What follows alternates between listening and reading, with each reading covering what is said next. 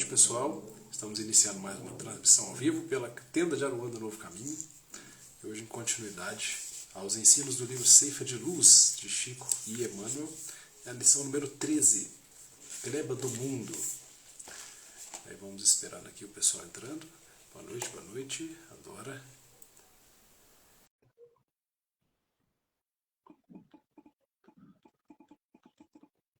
Ceifa de Luz. Olá, boa noite, Diego. Boa noite. Deixa eu iniciar meu fone aqui, que não está puxando o áudio dele, não. Boa noite, Dorinha.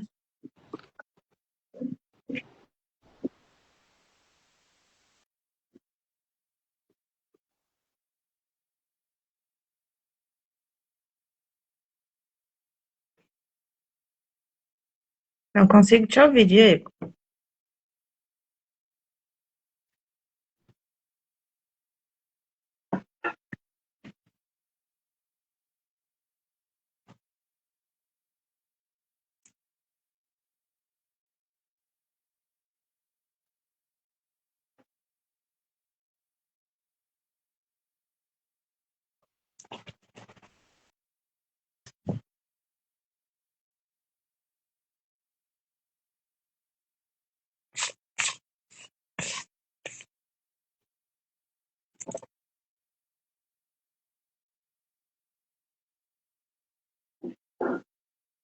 Tá me ouvindo?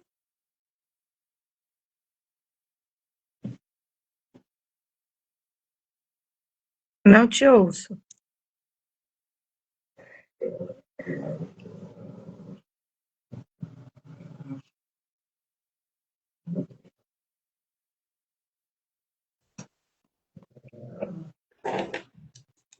Agora sim. Não, mas agora desligou aqui.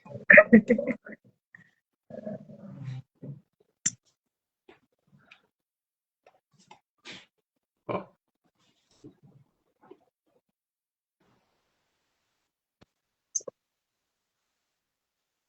Eu vou ver.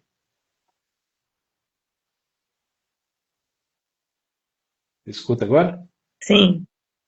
Ah, aí. De vez em quando ele dá essas falhazinhas mesmo. Normal, tranquilo. Pronto. Então tá aqui, ó.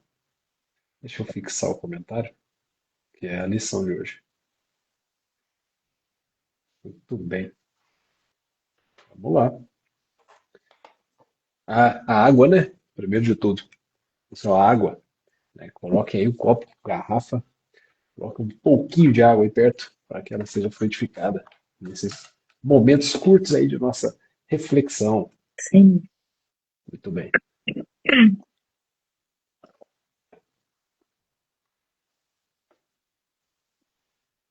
Que já podemos começar. Podemos. Vamos lá. Então, vamos primeiramente à nossa prece de hoje.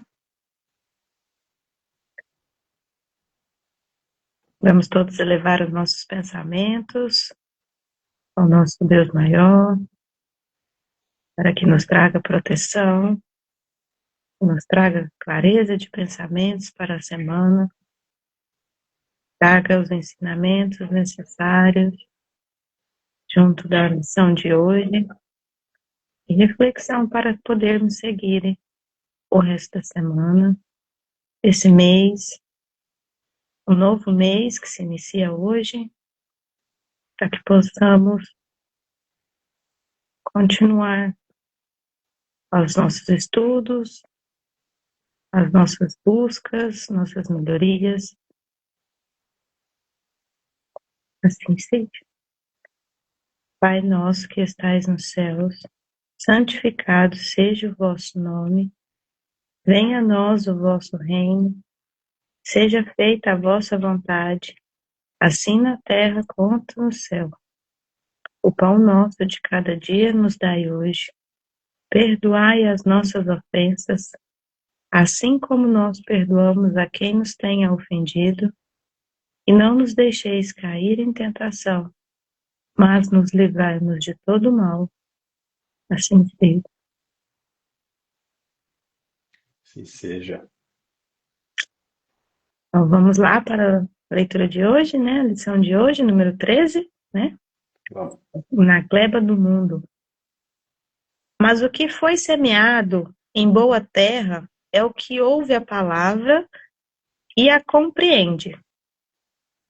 Este frutifica e produz a 100, a 70 e a 30 por um. Mateus 13, 23. Efetivamente, a vida é comparável ao trato de solo que nos é concedido cultivar. Erguer-te cada dia e ampara o teu campo de serviço, a fim de que te incumbes. O terreno é o próximo que te propicia a colheita. Lavrar o talhão é dar de nós sem pensar em nós. Basta plantes o bem para que o bem te responda. Para isso, no entanto, é imperioso agir e perseverar no trabalho. Nunca esmorecer. Qual ocorre na lavoura comum, é preciso contar com aguaceiro e canícula, granizo e vento, praga e detrito. Não valem reclamações. Remova a dificuldade e prossegue firme. Acima de tudo, importa o rendimento da produção para o benefício de todos. Se alguém te despreza, menoscabando a suposta singeleza do encargo que te coube, esquece a incompreensão alheia e continua trabalhando para a abastança geral. Muita gente não se recorda de que o pão alvo sobre a mesa, à custa do suor de quantos mergulham as mãos no barro da gleba, a fim de que a semente possa frutificar. Quando essa ou aquela pessoa te requisite a descanso, sem que a tua consciência acuse fadiga, não acredites nesta ilusão. A ferrugem do ócio consome o arado muito mais que a movimentação no serviço. Trabalha e confia, na certeza de que o Senhor da obra te observa e segue vigilante. Não duvides nem temas. Dá o melhor de ti, sempre à seara da vida, e o divino lavrador, sem que percebas, pendurará nas frondes de teu ideal a floração da esperança e a messe do triunfo.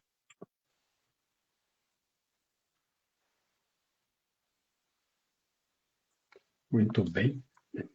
Fronde, a propósito, colocando aqui para não confundir, né? Conjunto de folhas e ramos de uma árvore. Fronde, tem umas palavras assim que o Emmanuel usa, que a gente já não alcança mais, né? É um palavreado assim que é mais difícil e muitas vezes não mais utilizado. Sim, E às vezes até poético, né? Do jeito que ele fala, assim, um pouco mais poético. E aí uns usam um palavreado mesmo diferente. Então, pessoal, a epígrafe aqui, né, a citação bíblica, ela é sobre a parábola do semeador, né? Mais especificamente na parte da produção, né? Então, a parábola do semeador, ela é aquela parábola que Jesus explicou, uma das poucas. Ele explicou o que que era a parábola, o que que é isso, né? Quando a semente cai na terra rasa, quando cai no pedregulho, a terra rasa é que fica no caminho, né? Quando cai no pedregulho, quando cai no espinheiro e quando cai na terra boa. E ele explica, eu acho interessante, só para a gente contextualizar também, essa parte, né? Para não ler a parábola toda. Ele fala, todo aquele que ouve a palavra do reino e não a entende, a palavra é a semente, né? Sim, Vem o mal e arrebata o que se semeou no seu coração. Este é o que recebeu junto à estrada. É aquele punhado de semente que foi caindo na estrada enquanto o semeador carregava lá a semente para semear nos diversos terrenos. E aí, né, o que mais? O que recebeu a semente do pedregulho é o que ouve, logo recebe com gosto, mas, como não tem raízes, de pouca duração. É o fogo de palha. Fogo de palha. É o cristão muito empolgado no início, ouve e fica maravilhado. Seja porque começa a se sentir melhor, seja porque começa a fazer sentido, dar aqueles insights, né? São variadas as formas de se transmitir a mesma lição. Por isso que tem tanto livro, né? Só o Chico Xavier, 400 e alguma coisa livros, para falar tudo sobre a mesma coisa, fraternidade e amor. E trabalho, caridade, né? Tudo sobre isso, gira em torno disso, né? Tem alguns mais científicos, ok. Mas o fundo, na moral, é sobre isso. São várias e várias palavras, né, organizadas de forma diferente umas das outras, nas outras lições, para chegar ao mesmo resultado. Então, a dinâmica é essa. E, bom, esse é o empolgado, ouve ali, de uma maneira talvez diferente, e vamos embora, vamos embora. Alguns aceitam tudo, diz sim para tudo, nem dá conta de organizar a própria agenda, né? De tanto que aceita coisa.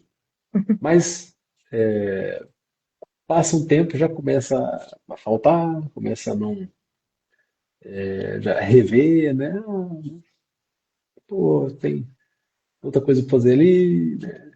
Ah, tem um outro compromisso no dia, quer dizer, arruma um outro compromisso, né? No dia sim. da tarefa.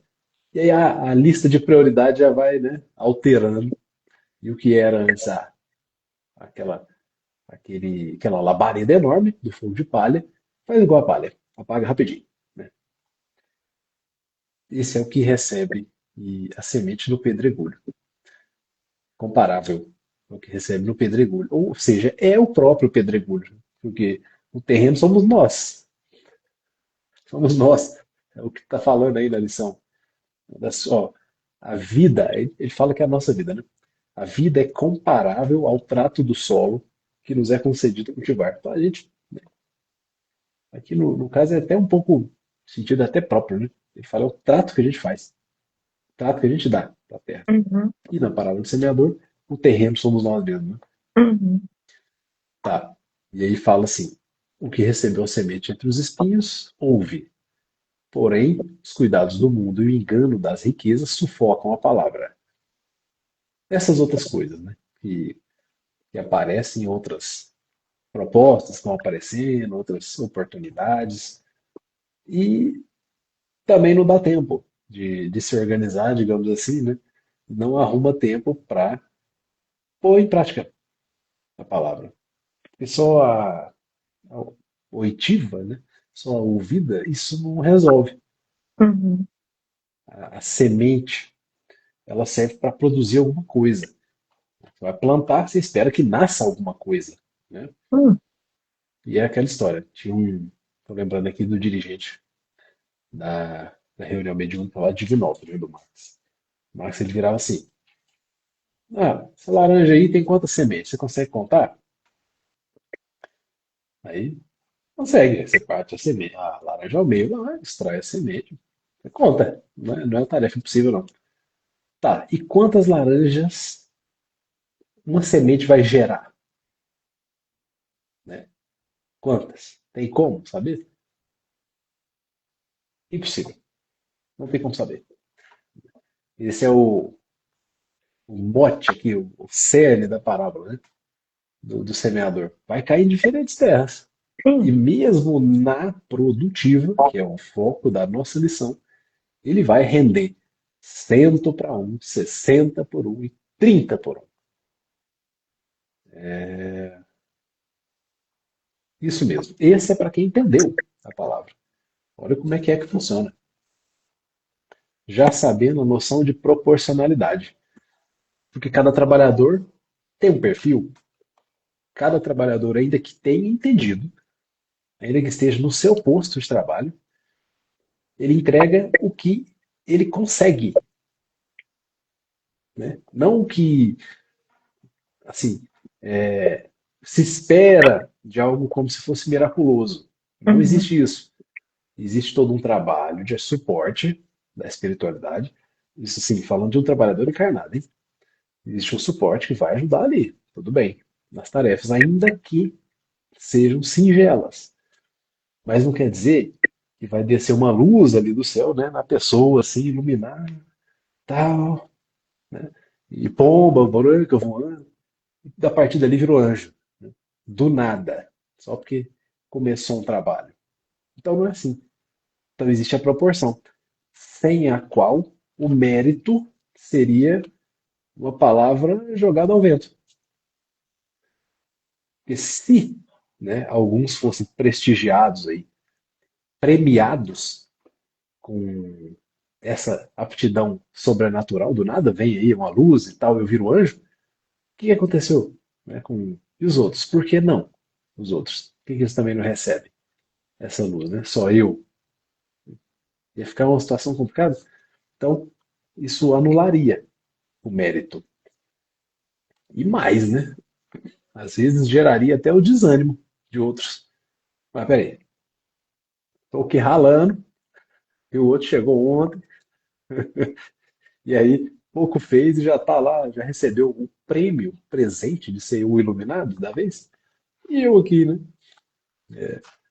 Enfim, não é assim que funciona.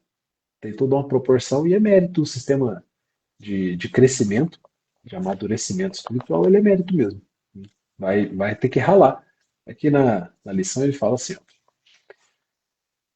que, peraí, não tem a lição errada. Qual ocorre na lavoura comum, é preciso contar com aguaceiro, canícula, outra palavra, é assim que eu não tinha a menor ideia que significa isso. Canícula são os dias quentes. Canícula, né? Nunca ia imaginar. Granizo e vento, praga e detrito. Aqui, inunda, ora torra no dia quente, ora chove granizo, estraga a plantação, né, a lavoura. O vento pode atrapalhar, pode derrubar, né, às vezes se for muito forte, derruba algumas árvores e tal. Praga e detrito, coisas que vêm de fora e que servem de resistência ao movimento que está sendo feito, no caso comparado à plantação. Mas, como diz a Lucilena Galvão, a filósofa, sempre que a gente quiser empreender alguma coisa, eu fiquei na dúvida agora se é a Nete Guimarães ou se foi a Lucilena, hein? Foi uma das duas. Sempre que a gente quer empreender alguma coisa, a gente vai encontrar resistência. Sempre. Sempre. Toda vez. Não tem essa de um caminho assim, cheio de arco-íris, né? Passando por aqui e tal. Aquela coisa bonitinha e fofinha, ursinhos carinhosos assim na beirada da estrada. Não, não existe isso nessa estrada que a gente escolheu, né? Ela tem esses momentos, mas não é essa a estrada, né? Ela tem umas paradas que pode ter algum ursinho carinhoso para te ajudar lá. Mas não é isso. Ela é mais dura, ela exige mais, ela demanda mais. Por isso ele fala. E a espiritualidade nunca iludiu ninguém, né? Nunca iludiu ninguém. Ela nunca falou assim, ó, vai que vai ser moleza. uhum. Pode começar que vai ser tranquilão. Facinho, facinho. Nunca teve isso, ninguém iludiu ninguém. A conversa é sempre essa, ó, a recompensa futura é a glória. É sentar na época ao lado direito do Senhor, né? Encontrar o reino de Deus, ainda na linguagem metafórica do Evangelho, encontrar o reino de Deus, despertar para a vida eterna, isso também é usado, né? Tá, esse é lá na frente, mas aqui no trajeto sempre foi falado, não é fácil não, não é tranquilo não. Como naquela passagem que a mãe chega assim, né, para para Jesus e fala: Ó, tem aqui meus dois filhos, e eu queria que um sentasse à sua direita e o outro à sua esquerda e tal. E aí ele fala assim: você não sabe o que você está pedindo. Você não sabe o que você está pedindo. Presta atenção. O caminho que eu trilho aqui, ele é duro. Ele é duro. Eles vão sofrer muito. Será que está disposto a pagar esse preço aí? Será? Que eles aguentam? Será que você aguentaria vê-los, né, daqui uns dias, né, daqui uns tempos que sobreviria ali a perseguição, né, aos cristãos, aos seguidores do Mestre Jesus? Será? Né? Então, a gente às vezes idealiza muito, né, as coisas. Mas é isso. Em resumo, né, o trajeto ele tem os seus percalços e tem Hum. as suas bênçãos. E como a recompensa, ela, na verdade, ela é a nossa felicidade relativa, é a felicidade, né? A gente não encontra felicidade em nós assim do nada. A gente encontra felicidade quando a gente serve. E é isso que ensina a doutrina. Quando a gente é caridoso. É ali que se encontra a felicidade. Aí sim, Lúcia Helena, ela, aí eu tenho certeza que ela, disse numa palestra que a gente assistiu recentemente sobre a felicidade. E do, a etimologia, né, da palavra vem de amamentar. Né? É um negócio muito doido. E é o serviço, né, ao outro. Então não tem como eu sozinho querer simplesmente via meditativa ser feliz. No sentido, seja o filosófico, e no sentido espiritual, a gente sabe que não é possível isso. Porque, assim como dito aqui na, na lição, é feito para, aqui, ó, importa acima de tudo o rendimento da produção para o benefício de todos. Isso já exclui a possibilidade de um recolhimento excessivo. Embora o recolhimento, para que parêntese, né, seja feito, ele é necessário. É necessário. Essa, essa meditação é necessária. Até para a autoanálise. Ela é indispensável, eu diria. Né? Colocar em ordem aqui os pensamentos. Não é à toa. Que tem sido muito, muito, muito incentivado isso, essa prática da meditação, sobretudo após pandemia e tal, que todo mundo teve que ficar em casa, né, confinado e tal. Já tem aí 5 anos, hein? 5, 4. Né? 5, 4. Já passou um tempinho já. Hã? Já passou um tempinho já. Já passou um tempinho, mas o quadro meio que ficou Sim, da dificuldade que foi administrar aquilo, né? E fica marcado. isso. E aí a ansiedade parece que deu uma aumentada, uma disparada. Então Aflorada. tem sido muito incentivada essa prática da meditação. Até no meu trabalho tem começar a fazer a meditação guiada. Estou achando uma beleza. Né? Ele mexe quando a gente tá no dia, né? Tá lá no presencial, no dia que acontece a meditação, aí eu corro lá, dou uma fugida, entre aspas, né? E é uma iniciativa bem bacana. E que pode parecer besteira. Quem às vezes assiste ou ouve a gente dizer isso fala, pô, tem tempo para isso não. Tem, tem sim. Porque pode ser de 5 minutos. É uma pausa qualquer. Assim, dá para fazer uma meditaçãozinha guiada. Quem não tem a prática, né? Como eu não tenho, eu preciso de uma meditação guiada. Ainda não tem esse nível todo, não, para organizar. E faz toda a diferença. Quando a gente volta, vai lá, faz a meditação guiada com o pessoal. Ali dura em torno de 10, 15 minutos. Né? E volta. É como se desse uma limpada mesmo na cabeça da gente, a sensação de relaxamento. E é tão simples de forma. É só se andar e se deixar ser guiado. Então, como é simples, teoricamente, né? Teoricamente. É, Quando quiser, pode interromper aí, viu, Thaís? Fica à vontade. tá bom. E aí, então, como é para todos, esse recolhimento não pode ser a regra, não pode dominar o nosso tempo aqui na Terra. O nosso tempo aqui tem que ser da produção. E o período de descanso também é igualmente sagrado, porque a gente precisa de recobrar forças. Então agora ele faz um alerta sobre o descanso aqui, deixa eu achar. Quando ele fala assim que se alguém nos confiar, nos chamar ao descanso, cadê? Essa eu não estou achando. Aqui, ó. Quando essa ou aquela pessoa te requisite a descanso, sem que a tua consciência acuse fadiga, não acredites nessa ilusão. Olha o que ele está dizendo aqui. Isso aqui é importante. Isso aqui é importante. Porque no livro dos Espíritos ele fala: pô, qual é o limite do trabalho? É até assim duro, né? A resposta é dura. É o limite das forças. Fala, pô, mas como assim? Até esgotar ali 1% de bateria? Não, assim também não. É porque hoje em dia são variados os tipos de trabalho, né?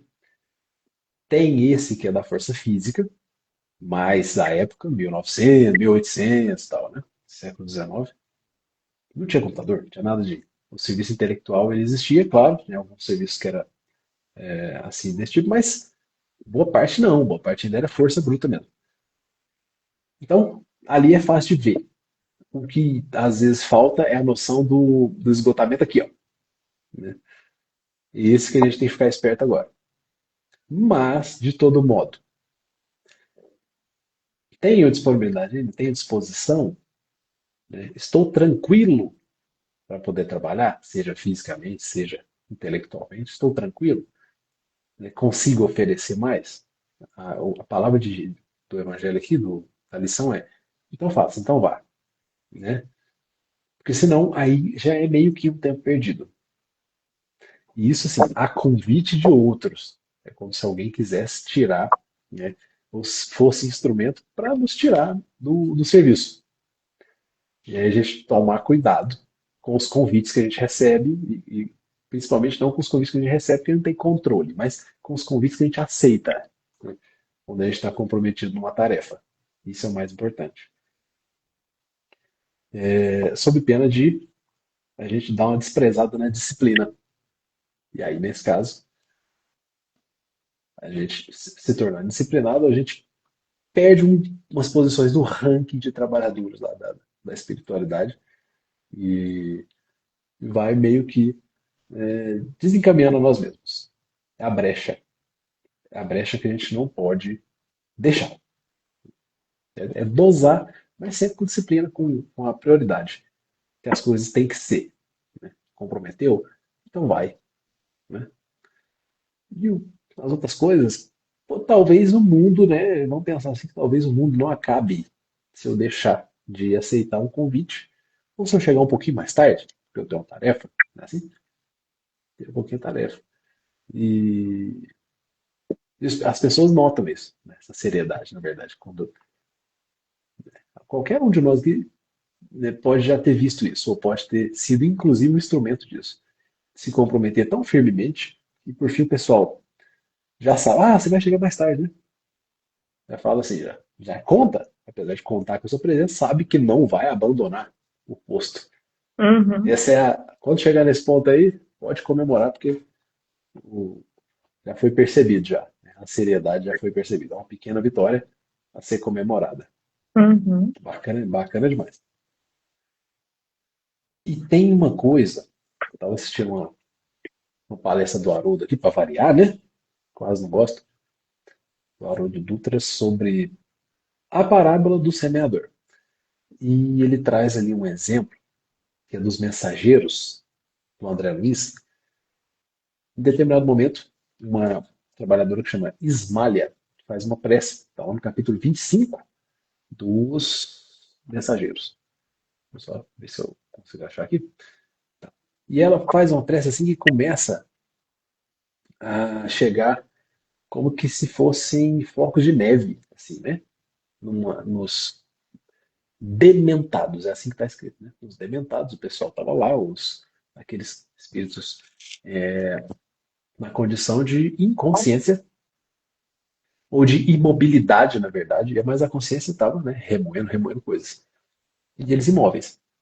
E ela chega e faz uma prece. E aí cai lá esses, como se fossem flocos de neve. Agora, o mais interessante é, eles são absorvidos, esses flocos. Aliás, eles caem em quantidade igual em todos que estão ali presentes. Seja nela, na Esmalha, seja no Aniceto, no André Luiz, nos demais que estão ali necessitados. Mas esses flocos, essas vibrações são absorvidas de forma diferente. E começou a notar isso, falou, peraí, mas a Esmalha está absorvendo mais? E o Aniceto também, pessoal, eu aqui mais do que o pessoal aqui também, como é que é isso, né? E o Aniceto fala que, em resumo assim, né, em breves palavras, isso se deve a um grau evolutivo. É como cada um consegue absorver. Então, quanto mais mais alto a gente alcançar nessa escadaria evolutiva, menos refratário eu sou ao recebimento das bênçãos. Bênçãos essas que são proporcionadas igualmente. Estão caindo igualmente. Então, as mesmas bênçãos, diz o Haroldo, né? Fazendo a comparação, que caem em algum anjo encarnado, em algum missionário, cai aqui também. Mas ele consegue absorver melhor. Ele criou o campo fértil para isso. Ele foi o terreno, ele se, né, tratou, aqui como é que tá?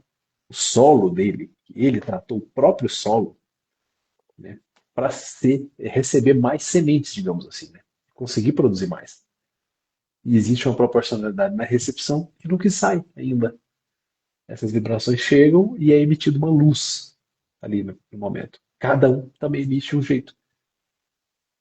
É como se fosse isso aqui, essa parábola do semeador, essa lição, né, do ceifa de luz. A oferta é proporcional também à evolução. E o recebimento desses fluidos curativos, né, tranquilizantes, benéficos, na mesma medida. Olha que coisa interessante.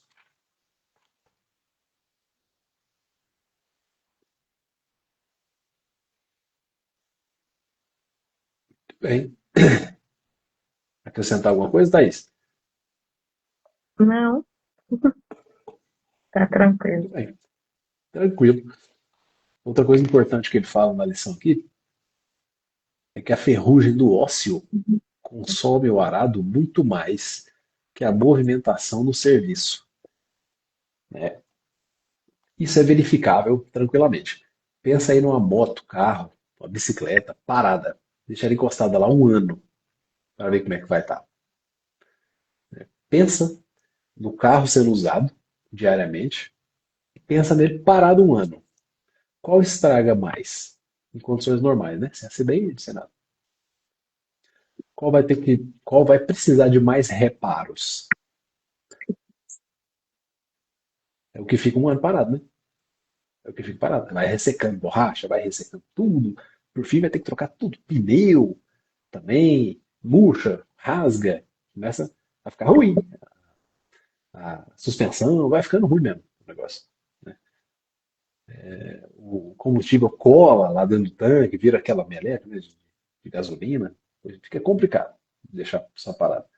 É mais ou menos isso que ele está falando, né? E o arado aqui, cadê aqui? A ferrugem do ósseo consome o arado. É como se a gente fosse o arado, nesse caso. Né? São várias comparações e nesse caso a gente é o arado.